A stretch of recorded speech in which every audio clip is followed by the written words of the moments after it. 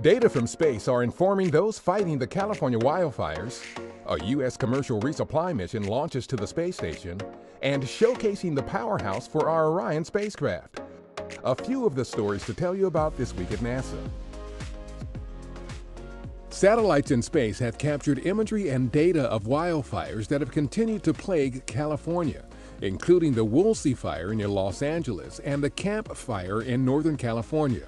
The Camp Fire, which began November 8th, has become the deadliest wildfire in the state's history. It has also become the most destructive wildfire in California history, with a vast number of structures destroyed by the blaze. Our advanced rapid imaging and analysis team used the satellite data to produce damage maps to help officials and first responders identify heavily damaged areas and allocate resources as needed. On November 17th, our commercial partner Northrop Grumman launched its Cygnus cargo spacecraft to the International Space Station on the company's 10th commercial resupply mission for NASA.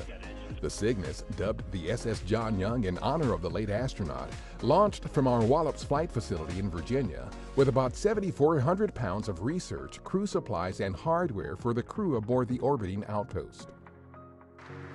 A November 16th event at our Kennedy Space Center in Florida showcased the recently arrived European service module for our Orion spacecraft, which is provided by ESA, the European Space Agency, and highlighted our history of cooperation and collaboration with ESA for deep space exploration. This is a momentous occasion where we're going to have the opportunity to fly into deep space, and the European service module is a huge element of this architecture. The service module will power, propel, and cool Orion on Exploration Mission 1, its first uncrewed flight test with our Space Launch System rocket. The first group of restored historic mission control consoles, which helped land humans on the moon, arrived recently at Houston's Ellington Field near our Johnson Space Center and were unveiled before Apollo alumni, NASA personnel, and media. This event marks a major milestone in the ongoing restoration of historic mission control, a National Historic Landmark, and its preservation for future explorers. Expedition 58, the International Space Station's next crew, conducted final qualification training in Russia in preparation for its flight to orbit.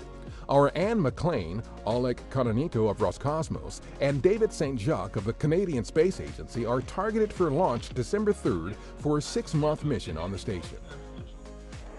We began research flights off the coast of Galveston, Texas in support of the Quiet Supersonic Flights 2018 series. The project uses FA-18 aircraft flying at supersonic speeds to test community response to the quiet thump technique designed to reduce loud sonic booms typically associated with supersonic flight. The X-59 quiet supersonic technology X-plane we are developing will be able to demonstrate quiet supersonic technologies in straight and level flight over a larger area than the FA-18.